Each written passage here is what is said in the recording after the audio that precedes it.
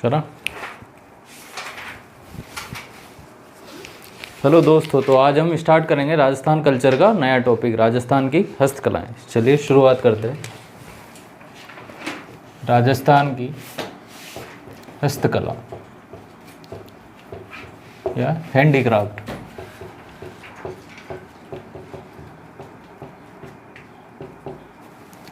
Basically जिसमें mainly हाथ का काम होगा वो क्या कहलाएगी? हस्तकला। ठीक है, तो इम्पोर्टेंट में यहाँ से किस प्रकार के क्वेश्चन बनेंगे, वो कला का नाम देगा और लोकेशन पूछेगा। ठीक है, बाकी डिटेल में अपन को इसको में पीएचडी नहीं करनी। ठीक है, जैसे इस कला में क्या होता है ऐसा नहीं आएगा, क्वेश्चन आएगा भाई फला कला कौन से स्थान की है। ठीक है, तो चलिए शुरुआत करते हैं।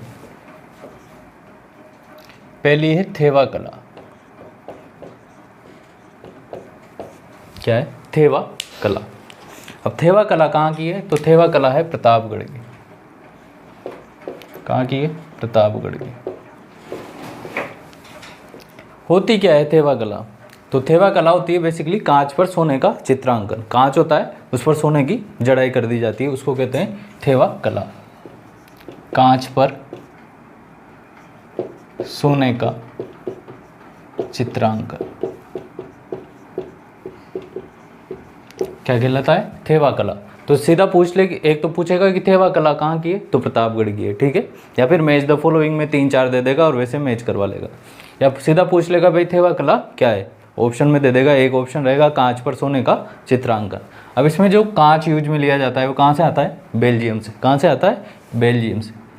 रंगीन बेल्जियम कांच का प्रयोग।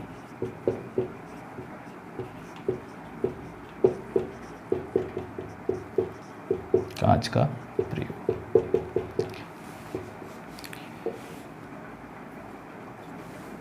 अब इसके लिए जो ठीक है, कांच कौन सा यूज में लिया जाता है? बेल्जियम कांच। रंगीन बेल्जियम कांच पर सोने का चित्रांकन, ये कहलाती है थेवा कला। इसके जो कलाकार हैं, इसका जो कलाकार है वो है सोनी परिवार। ठीक है, जो सोनी परिवार है प्रतापगढ़ का, वो उसने ये कला स्टार्ट की थी, सोनी परिवार। जैसे जब हम चित्रकला में फड़ पढ़ रहे थे, फड़ किसने, फड़ पर किसका आधिपत्य था? जोशी परिवार का। ठीक है, भीलवाड़ा का जो जोशी फैमिली थी उसका आधिपत्य था। ऐसे ही इसमें कलाकार में किसका है? सोनी परिवार में। और ये काफ़ी कॉन्फिडेंशियल, काफ़ी गुप्त कला है, मतलब किसी को दूसरे को नहीं बताई जाती है, इसीलिए केवल इन्हीं का ही कंट्रोल है इस पर, सोनी का ही। ठीक है, जो सोनी फैमिली है उसी का ही कंट्रोल है, सोनी परिवार का ही। ठीक है, राजा किसके समय ये शुरुआत हुई थी? तो राजा था सामंत सिंह। राजा कौन था? सामंत सिंह। ठीक है, और किसने शुरू की है? तो नाथूजी सोनी। कलाकार जिसने शुरुआत की थी वो कौन थे? नाथूजी सोनी। जिसके पीछे सोनी आ जाएगा वो किस में आ जाएगा? ऑटोमेटिक थेवा कला में आ जाएगा। ठीक है, एक और कलाकार में इसमें एक गिरीश कुमार का नाम ध्यान रख लेना, गिरीश कुमार। एक महेश राज सोनी। सोनी से पता चल जाएगा वैसे तो। ठीक है, सोनी से पता चल जाएगा क्योंकि इनको पद्मश्री मिला हुआ है, महेश राज सोनी को। और जो नाथूजी सोनी है उन्होंने तो क्या किया था? स्टार्ट। और प्रेजेंट टाइम में जो इसको पॉपुलर किया है वो किसने किया है? गिरीश कुमार जी ने पॉपुलर किया है। अगर इसको इंटरनेशनल लेवल की बात करें, अंतर्राष्ट्रीय स्तर पर इसको पॉपुलर बनाने का काम किसने किया, किसके द्वारा किया गया है? तो एक अंग्रेज था जिसका नाम था जस्टिन वकी। इसके द्वारा अंतर्राष्ट्रीय स्तर पर इसको पॉपुलर बनाया गया। ठीक है, तो थेवा कला क्या है? बेसिकली कांच पर सोने का चित्रांकन। कांच कौन सा प्रयोग में लिया जाता है? जो बेल्जियम कांच है, रंगीन बेल्जियम कांच का प्रयोग किया जाता है। किसके समय स्टार्ट हुई? प्रतापगढ़ का राजा सामंत सिंह। किसने के द्वारा स्टार्ट की गई? नाथूजी सोनी। जो प्रतापगढ़ का सोनी परिवार है उसका इस पर मोनोपोली है, एकाधिकार है। ठीक है, किसी दूसरों को भी नहीं बताई जाती है, यहाँ तक कि अपनी बहू बेटियों को भी इस कला के बारे में नहीं बताया जाता। ठीक है, के जो कलाकार है महेश राज सोनी का नाम ध्यान रख लेना, एक जस्टिन वकी का नाम ध्यान रख लेना। ठीक है, तो ये है हमारी थेवा कला। इसको जीआई टैग भी मिला हुआ है। जीआई टैग के बारे में मैंने पहले भी बताया था। ठीक है, पर्टिकुलर एक स्थान की विशेषता उसमें रहती है, उस कला को आप दूसरे स्थान पर उसी नाम से नहीं भेज सकते। ठीक है, जैसे कि बीकाजी नमकीन बीकानेर के प्रसिद्ध है, तो आप उसको दूसरी जगह उसका प्रोडक्शन नहीं कर सकते। ठीक है, उसी जगह उसका प्रोडक्शन होगा, वो है जीआई टैग। लास्ट में हम जितनी भी राजस्थान की चीज़ें हैं जिनको जीआई टैग मिला हुआ है उनका अलग से एक साथ बना लेंगे। ठीक है, देखो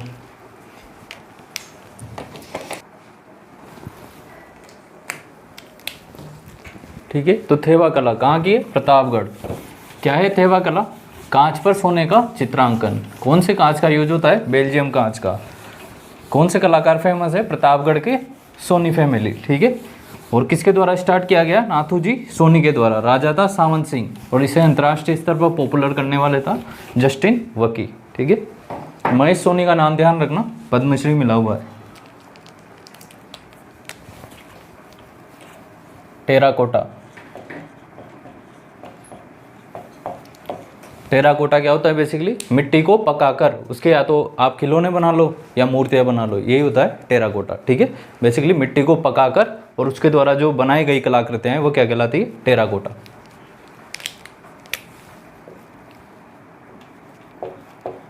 मिट्टी को पकाकर बनाई गई कलाकृतियाँ।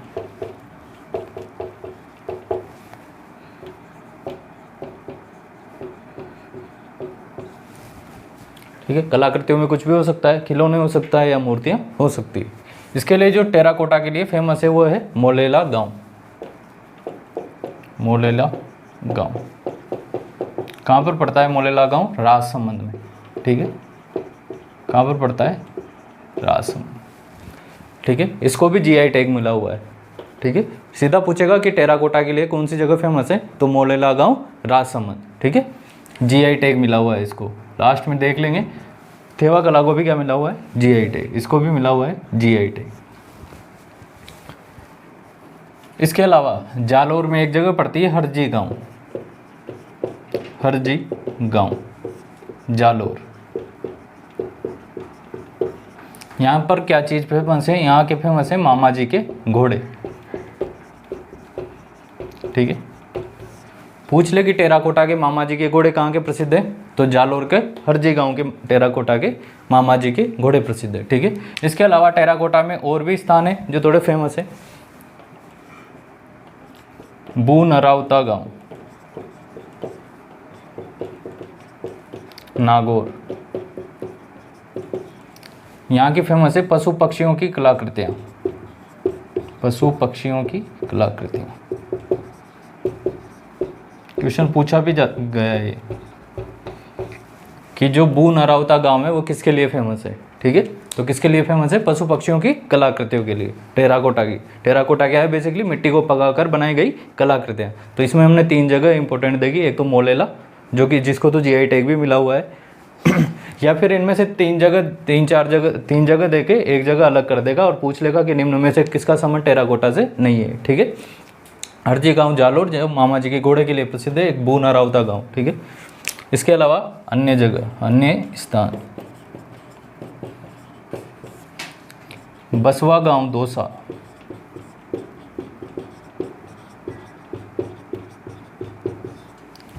ठीक है। मेहटोली गांव है ये भरतपुर में।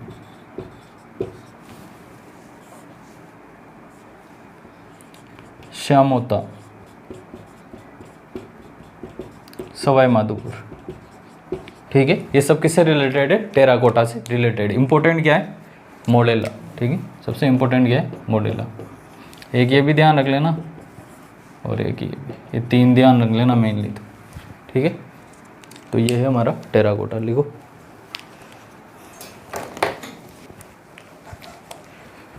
ठीक है। तो टेराकोटा क्या है? मिट्टी को पकाकर बनाई गई कलाकृतियाँ हैं। तो इसमें जो सबसे फेमस है वो राजसमंद की मोलेला गांव फेमस है, जिसको जीआई टैग मिला हुआ है। इसके अलावा जालोर का हरजी गांव, जहाँ मामा जी के घोड़े प्रसिद्ध है। और इसके अलावा नागौर का बू नरावता गांव, जो कि पशु पक्षियों की कलाकृतियों के लिए फेमस है।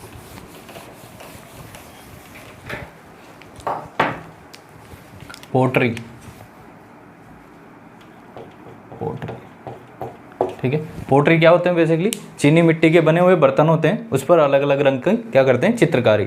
जिस भी रंग की चित्रकारी करते हैं उसी का नाम पड़ जाता है। जैसे नीले रंग की चित्रकारी करेंगे तो उसका नाम क्या पड़ जाएगा? ब्लू पोट्री, ठीक है। ब्लैक की करेंगे, काले रंग की करेंगे तो ब्लैक पोट्री, ठीक है। इसी प्रकार से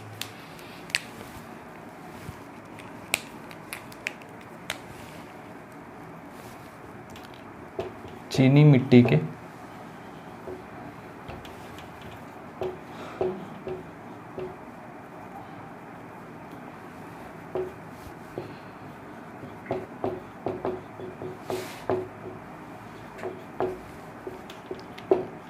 अलग अलग रंगों का चित्रांकन।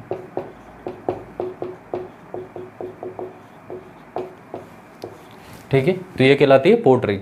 अब इसका ओरिजिन कहाँ है, मतलब इसका सबसे पहले उद्गम कहाँ पर हुआ है, तो ये है हमारी ईरान की। कहाँ की है ये, ईरान की। ईरान कह दो या पर्शिया कह दो या फारस कह दो, ठीक है, तीनों एक ही चीज़ है। ईरान कह दो, पर्शिया कह दो या फारस कह दो, यहाँ से इसका क्या हुआ है, उद्गम हुआ है। ठीक है, और यहाँ से ये आई दिल्ली मुगलों के द्वारा। ठीक है, मुगलों के द्वारा, और फिर यहाँ से गई है राजस्थान या अन्य स्टेट में। ठीक है, क्योंकि राजस्थान के राजाओं का किससे संबंध था, मुगलों से, तो मुगलों के पास उन्होंने देखा और इसको एडॉप्ट कर लिया। ठीक है, तो इसमें सबसे पहले पढ़ेंगे हम ब्लू पोट्री। ब्लू पोट्री,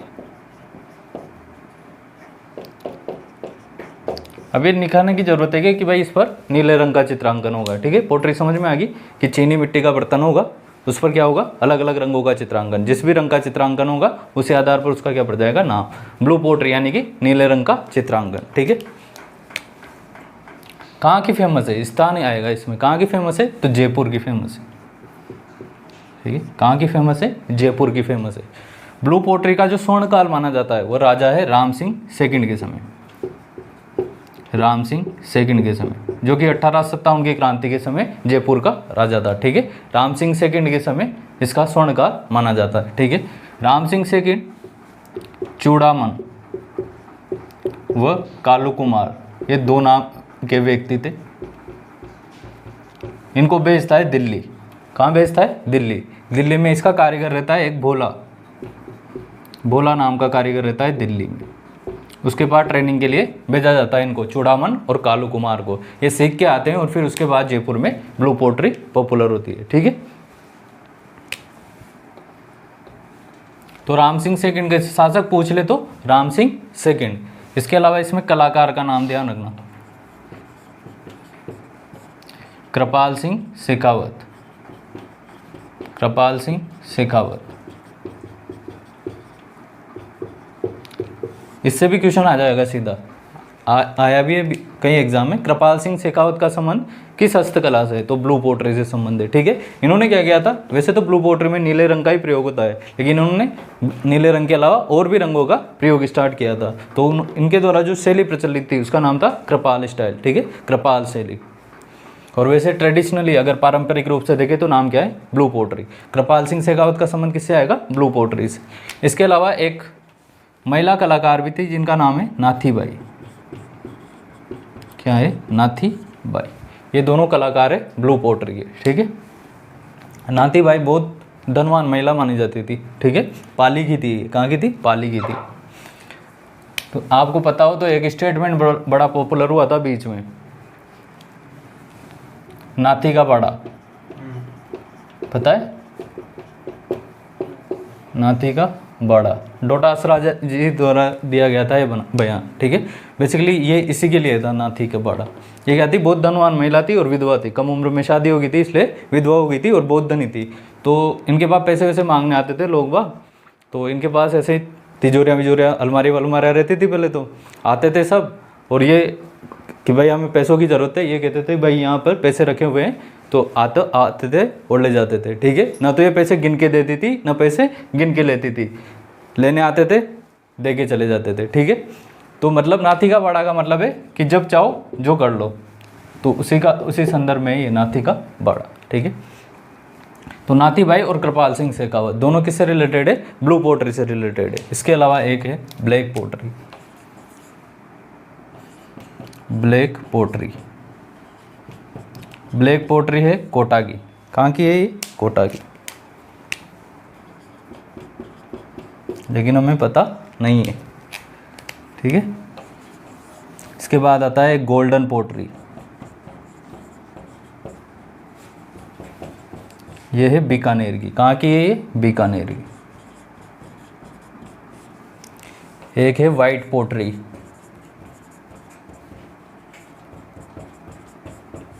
इसको ध्यान रखना, वाइट पोट्री। ये है बीकानेर, ये है पोखरण की। कहाँ की है, पोखरण की। पोखरण है जैसलमेर। ठीक है। और इसको भी क्या हुआ मिला हुआ है, जीआई टैग मिला हुआ है, ठीक है। वाइट पोट्री, इसका दूसरा ही नाम क्या है, पोखरण पोट्री, ठीक है। उसके बाद कागजी पोट्री, कागजी पोट्री यह है अलवर की। कहाँ की है ये, अलवर की। कागजी का मतलब क्या है, कागजी का मतलब है कि इसके जो बर्तन बने हुए होते हैं वो काफ़ी पतले होते हैं, ठीक है, काफ़ी पतला होता है, कागज जैसा, इसलिए इसका नाम पड़ गया कागजी पोट्री। अगर कागजी बर्तन भी आए तो वो भी कहाँ पर आएंगे, अलवर में, ठीक है, कागजी पोट्री। या इसका ही दूसरा नाम है double cut pottery, double cut pottery, ठीक है। तो यह है पोट्री। पोट्री क्या है, बेसिकली चीनी मिट्टी के बने हुए बर्तनों पर अलग अलग रंगों का चित्रांकन, जिस भी रंग का चित्रांकन होगा उसी आधार पर उसका नाम पड़ जाएगा, ठीक है। ब्लू पोट्री में कृपाल सिंह शेखावत, नाम ध्यान रखना है, ठीक है। ये ब्लैक पोट्री और ये बाकी की लोकेशन ध्यान रखनी है, लिखो।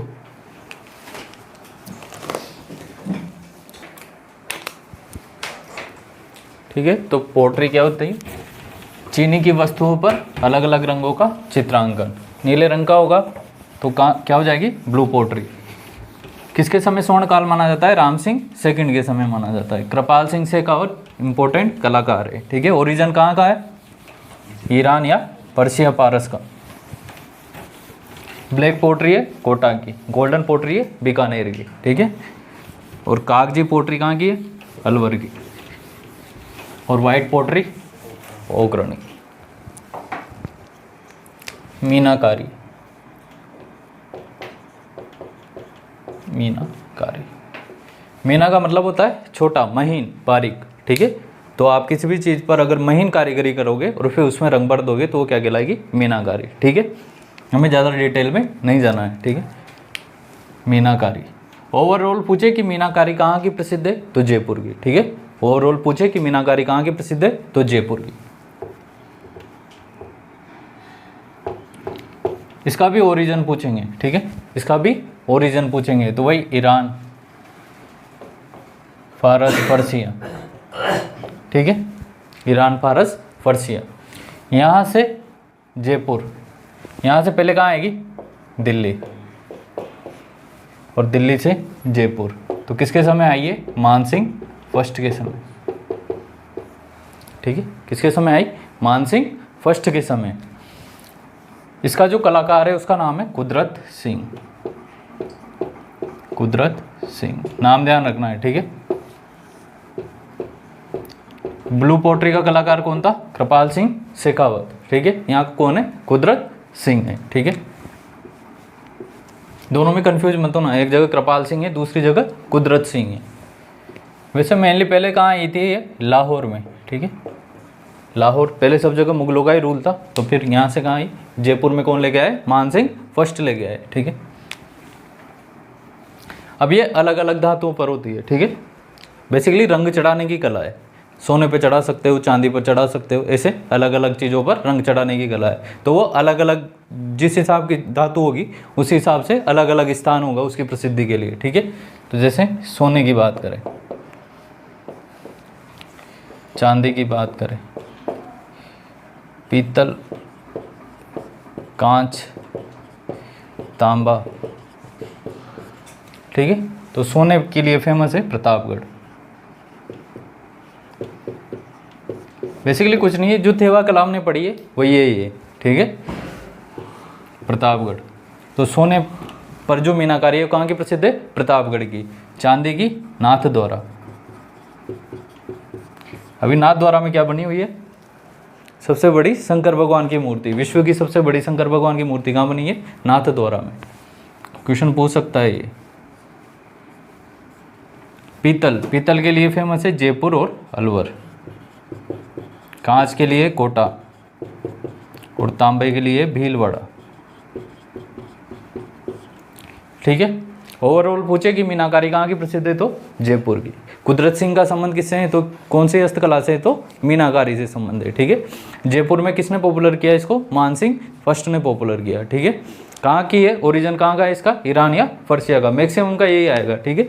एक आध का सीरिया आ जाएगा, बाकी का मैक्सिमम का ईरान आएगा, ठीक है। तो ये अलग अलग पर अलग अलग स्थान प्रसिद्ध है, ठीक है। चांदी के लिए नाथद्वारा प्रसिद्ध है, तांबे के लिए भीलवाड़ा प्रसिद्ध है, ठीक है। लिखो।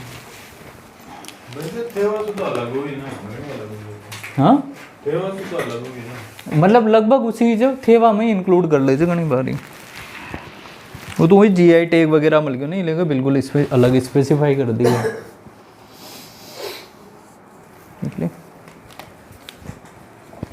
तो मीनाकारी, ओवरऑल मीनाकारी कहाँ की फेमस है? जयपुर की। कुदरत सिंह का संबंध किससे है? मीनाकारी से। और कृपाल सिंह जी का संबंध किससे है? ब्लू पोट्री से, ठीक है।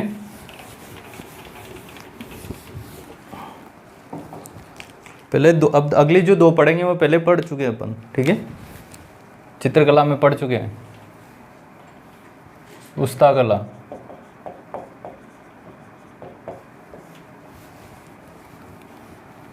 एक है मथेरण कला। दोनों कहाँ की?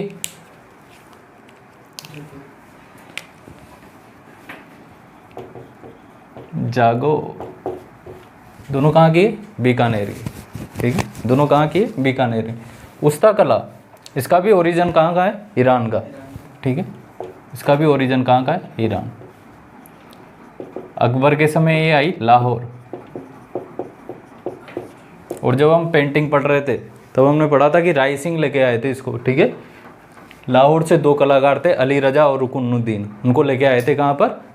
बीकानेर में, और उनके द्वारा इसको शुरू किया गया था। उस्ता कला क्या है? ऊंट के खाल पर सोने की चित्रकारी।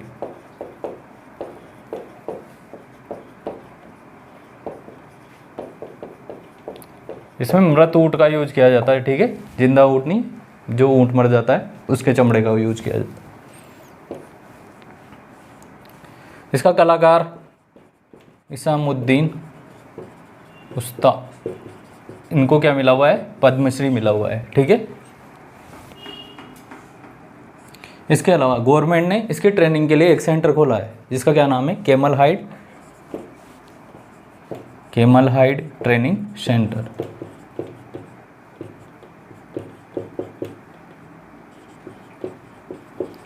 यहाँ पर उस्ता कला सिखाई जाती है, ठीक है। बेसिकली सीधा आएगा कि उस्ता कला कहाँ की है? तो कहाँ की? बीकानेर की। मथेरण कला क्या है? बेसिकली फ्रेस्को टेक्निक है, म्यूरल तकनीक है। दीवार पर चित्र बनाए जाते हैं, ठीक है। दीवार पर चित्र बनाए जाते हैं। हमने वहाँ पर पढ़ा था कि मथेरण क्या है? बेसिकली जैनों की उपजाति है, ठीक है। जैनों की क्या है? ये उपजाति है। दीवार पर चित्र बनाए जाते हैं इसमें। दीवार पर चित्र को क्या कहते हैं हम? Mural painting. क्या कहते हैं? Mural painting. और इसको ही कह देते हैं फ्रेस्को तकनीक या अरायस तकनीक या पणा। शेखावटी में इसको कहते हैं पणा। ये सब कहाँ पर पड़ा हुआ है? चित्रकला में पड़ा हुआ है, ठीक है। कहाँ पर पड़ा हुआ है? सब चित्रकला में पड़ा हुआ है। एक और देख लो, कुंदन कला, ये भी पड़ा हुआ है उद्योग में, ठीक है। सोने और चांदी के आभूषण जो रहते हैं उन पर कीमती पत्थरों की जड़ाई क्या कहलाती है? कुंदन कला, ठीक है। जो सोने और चांदी के आभूषण हैं उन पर कीमती पत्थरों की जड़ाई, कीमती पत्थर जैसे पन्ना हो गया, नीलम हो गया, इनकी जड़ाई कर दी जाती है, तो वो क्या कहलाती है? कुंदन कला। और कुंदन कला कहाँ की फेमस है? तो जयपुर की। कहाँ की फेमस है? कुंदन कला जयपुर की। सोने चांदी के आभूषणों पर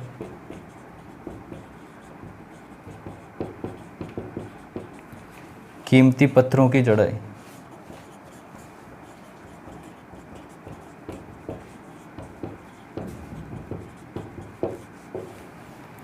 ठीक है। लिख लो इसको। उस्ता कला और मथेरण कला दोनों कहाँ की? बीकानेर की। और कुंदन कला कहाँ की फेमस है? जयपुर की। लोकेशन पर सबसे ज़्यादा ध्यान देना है, लोकेशन और फिर उसके बाद कलाकार।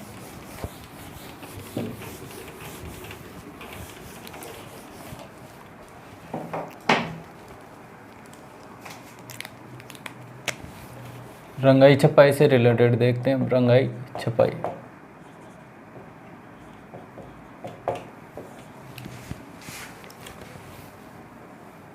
सबसे पहले देखेंगे हम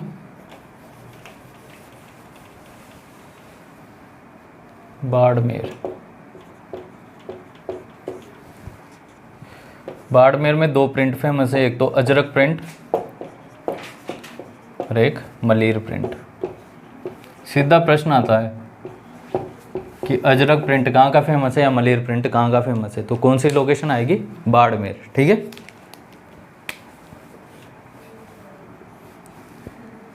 अजरक प्रिंट, अजरक प्रिंट में क्या होता है, लाल व नीले रंग का प्रयोग, लाल व नीले रंग का प्रयोग किया जाता है। ठीक है, ज़्यादातर किस रंग का प्रयोग किया जाता है, नीले का। ठीक है, लाल और नीले का प्रयोग किया जाता है, लेकिन ज़्यादातर नीले रंग का प्रयोग किया जाता है। इसमें क्या होता है, दोनों तरफ प्रिंट होती है। जैसे कपड़ा है तो दोनों तरफ ही क्या होगी, प्रिंट होगी, आगे और पीछे भी, दोनों तरफ प्रिंट। ठीक है, मलीर प्रिंट, इसमें यूज होता है काला या कत्थई रंग, काले व कत्थई रंग का प्रयोग।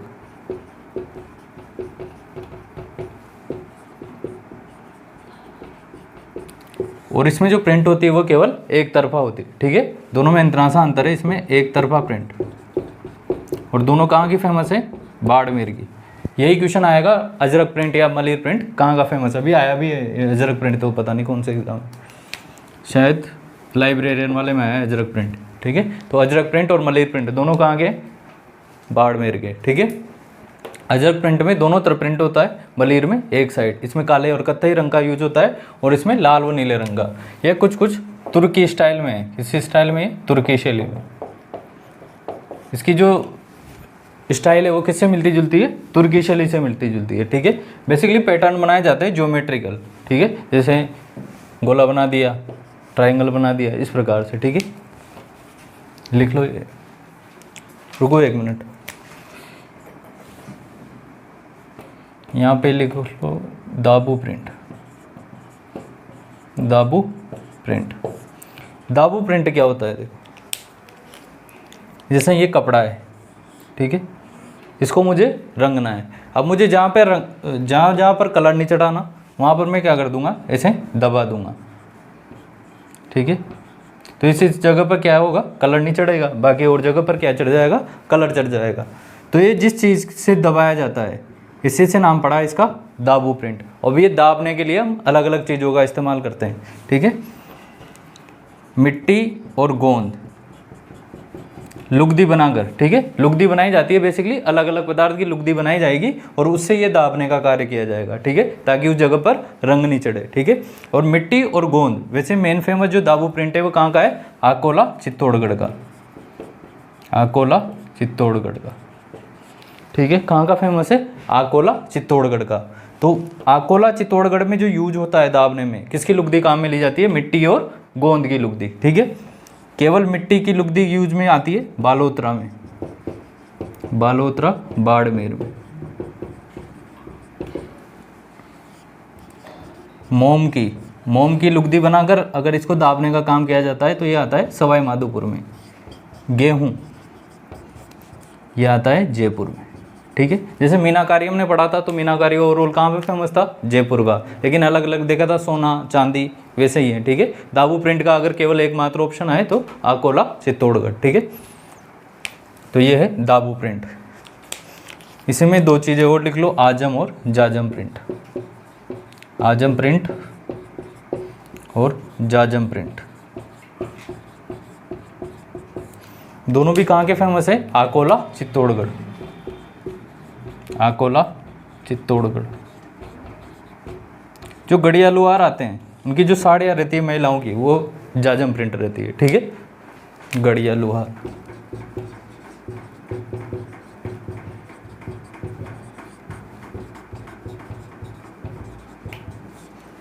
ठीक है, तो आजम प्रिंट, जाजम प्रिंट और दाबू प्रिंट, तीनों में क्या आएगा, आकोला चित्तौड़गढ़। ठीक है, रंगाई छपाई का काम कौन करते हैं, छिपा, इसलिए इसे आकोला का छिपा कहते हैं। ठीक है, छिपो का आकोला कहते हैं। ठीक है, छिपा जाति का नाम सुना है ना, वो करते हैं रंगाई छपाई का काम, इसलिए इसको क्या कह देते हैं, छिपो का आकोला भी कह देते हैं। लिखो,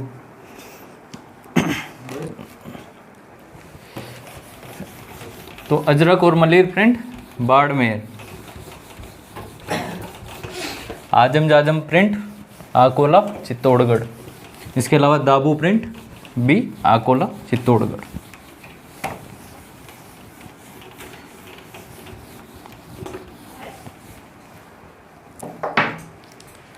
जयपुर।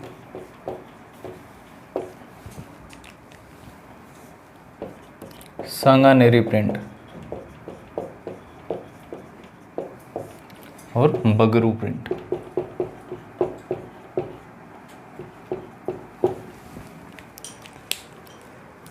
सांगानेरी प्रिंट, लाल व काले रंग का प्रयोग। और इसका कलाकार है मुन्ना लाल गोयल। ठीक है, मुन्ना लाल गोयल, जिसने इसको अंतर्राष्ट्रीय स्तर पर फेमस किया, मुन्ना लाल गोयल ने। ठीक है, ये ध्यान नहीं रखना लाल काले रंग का प्रयोग, ये तो अपन ने कॉपी पढ़ने के लिए लिखा है, मुन्ना लाल गोयल। इसको भी क्या मिला हुआ है, जीआई टैग मिला हुआ है। ठीक है, बगरू प्रिंट, इसको भी क्या मिला हुआ है, जीआई टैग मिला हुआ है। इसमें यूज होता है प्राकृतिक रंगों का, प्राकृतिक रंगों का प्रयोग। फूल पत्तियां बनाई जाती है नेचुरल कलर से। ठीक है, वही क्या है, बगरू प्रिंट। और इसका कलाकार है रामकिशोर छिपा।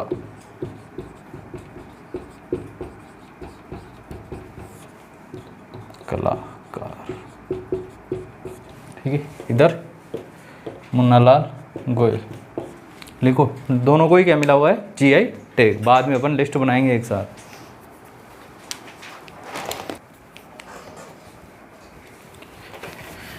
जयपुर सांगानेरी प्रिंट और बगरू प्रिंट दोनों को मिला हुआ है जीआई टैग।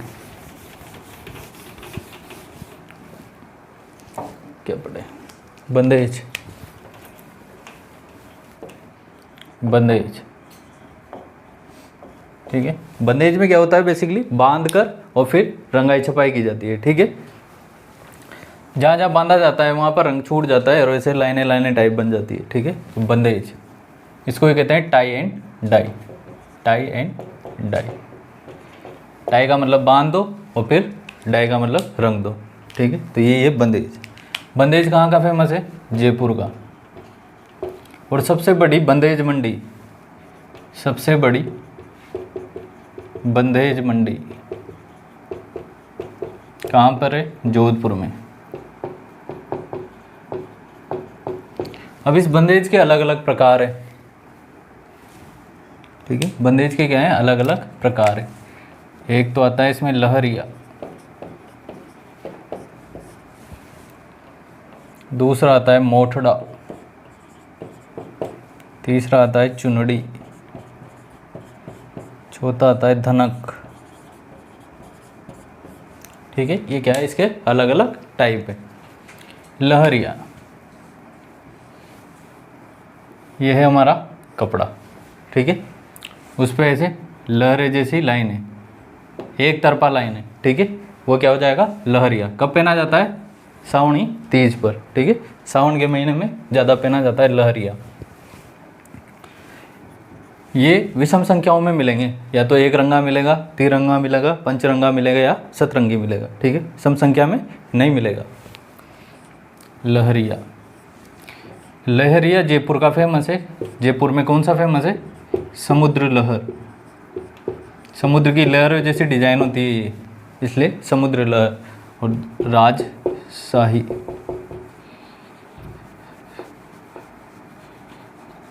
ठीक है, समुद्र लहर। ठीक है, लहरिया में क्या होगा, बेसिकली एक ही साइड पे लाइनें बनी हुई होगी। मोठड़ा और इसमें क्या डिफरेंस है, इसमें इनको काटती हुई लाइनें भी होगी। ठीक है, इसमें तो एक तरफ और मोठड़ा में दोनों तरफ। मोठड़ा कहाँ का फेमस है, जोधपुर और बीकानेर। ठीक है, चुनड़ी, चुनड़ी में बेसिकली ऐसे छोटी छोटी बिंदियाँ बनी हुई होती है। ठीक है, चुनड़ी कहाँ की फेमस है, जोधपुर। चुनड़ी कहाँ की फेमस है, जोधपुर की फेमस है। अगर भांजी की शादी है तो मामा जी गिफ्ट करते हैं चुनड़ी, उसको कहते हैं मामा चुनड़ी।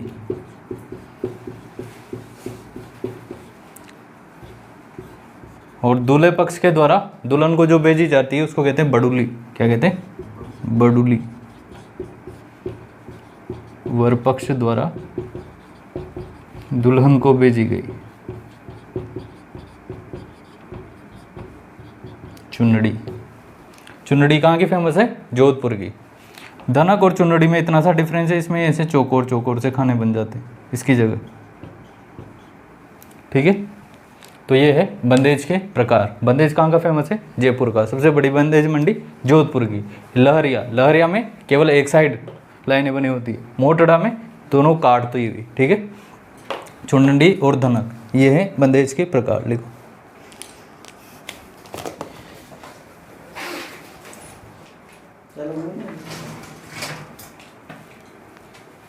ठीक है, तो बंदेज कहाँ की फेमस है? जयपुर। सबसे बड़ी बंदेज मंडी जोधपुर। टाइप है अलग अलग। लहरिया, लहरिया में केवल एक तरफ लाइनें बनी होती है, मोटड़ा में काटती हुई लाइनें बनी होती है। चुनड़ी और धनक ये इसके प्रकार है। समुद्र लहरिया कहाँ का फेमस है? जयपुर का। इसके अलावा राजशाही भी जयपुर का ही फेमस। ज़्यादातर हस्तकलाओं में नाम कौन सा आएगा? जयपुर।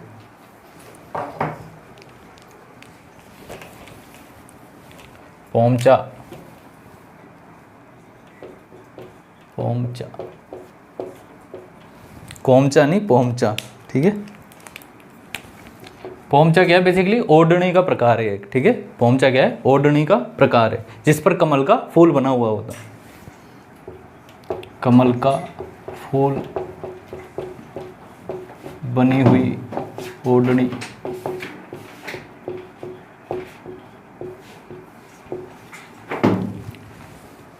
ठीक है, कहाँ का फेमस है पोमचा? जयपुर का, ठीक है। कहाँ का फेमस है?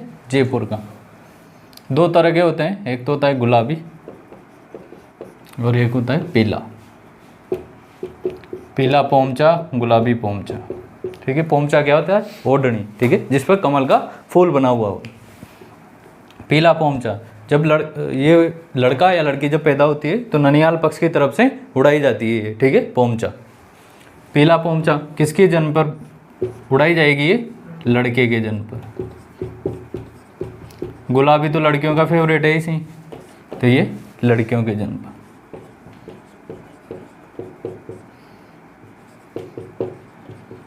जन्म पर ननिहाल पक्ष द्वारा।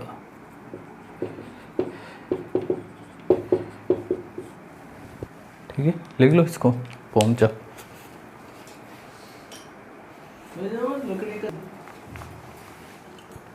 थोड़ा सा समय बाद कर दी जाएगी छुट्टी। आज सभी परेशान हैं, ठीक है। पोमचा, पोमचा कहाँ का फेमस है? जयपुर का।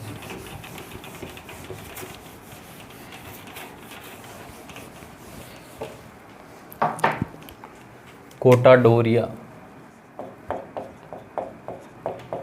इसका एक दूसरा नाम है मंसूरिया। मंसूरिया, ठीक है, कोटा डोरिया या मंसूरिया।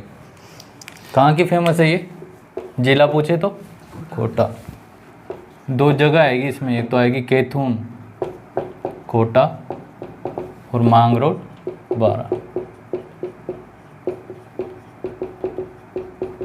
ठीक है। खादी के लिए फेमस है मांगरोड। कोटा डोरिया या मंसूरिया। जालिम सिंह झाला पढ़ा था, तो जालिम सिंह झाला ये लेके आते हैं मैसूर से महमूद मंसूर को। मैसूर, बहुत सी जगह हैदराबाद भी लिखा रहता है इसमें, ठीक है। मैसूर या बहुत सी जगह क्या लिखा रहता है? हैदराबाद। हैदराबाद से लेकर आए थे जालिम सिंह झाला। कहाँ लेके आए थे महमूद मंसूर को? कोटा।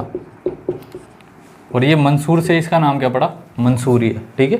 तो जो ये कोटा डोरिया का काम करते थे उनका नाम सामूहिक रूप से क्या पड़ गया? मंसूरिया, ठीक है। और इन मंसूर लोगों को जो बसाने का काम किया था वो किसने किया था? राजा शत्रुसाल ने। राजा शत्रुसाल ने मंसूरिया लोगों को बसाया।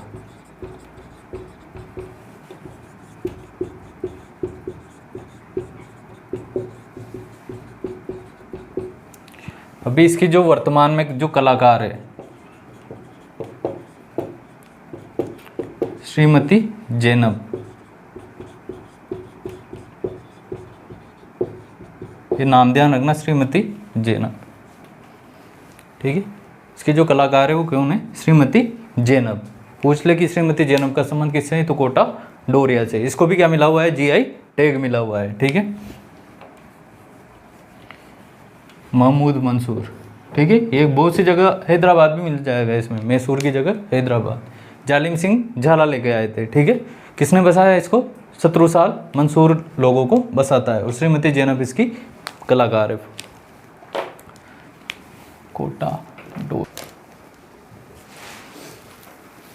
कोटा डोरिया, इसको ही कहते हैं मंसूरिया साड़ी, ठीक है। कौन लेके आया, जालिम सिंह झाला। श्रीमती जेनब कलाकार है। महमूद मंसूर को मैसूर से लेके आए, ठीक है। बसाता कौन है, राजा शत्रुसाल।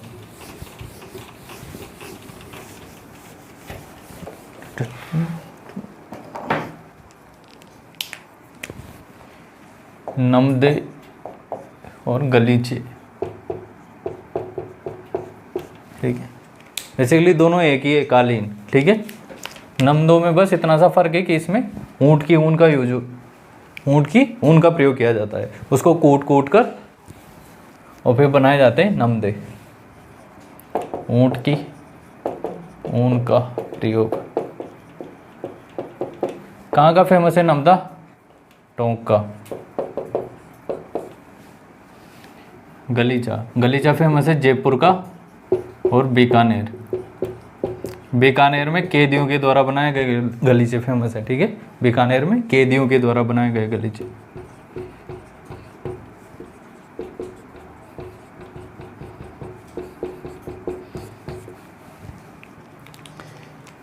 एक और देख लो फिर खत्म करेंगे आज।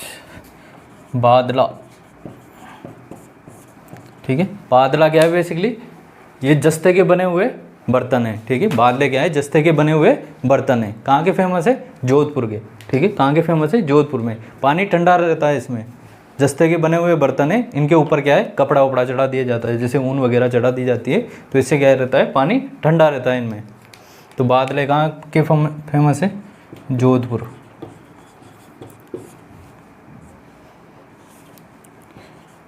जस्ते के बने हुए बर्तन, पानी ठंडा रहता है। लास्ट में अपन क्या करेंगे, मैप बना के जिस भी ज़िले में जो भी चीज़ फेमस है ना, उनको एक साथ लगेंगे फिर, है ना, ठीक है। तो ये आज की क्लास समाप्त करते हैं, धन्यवाद।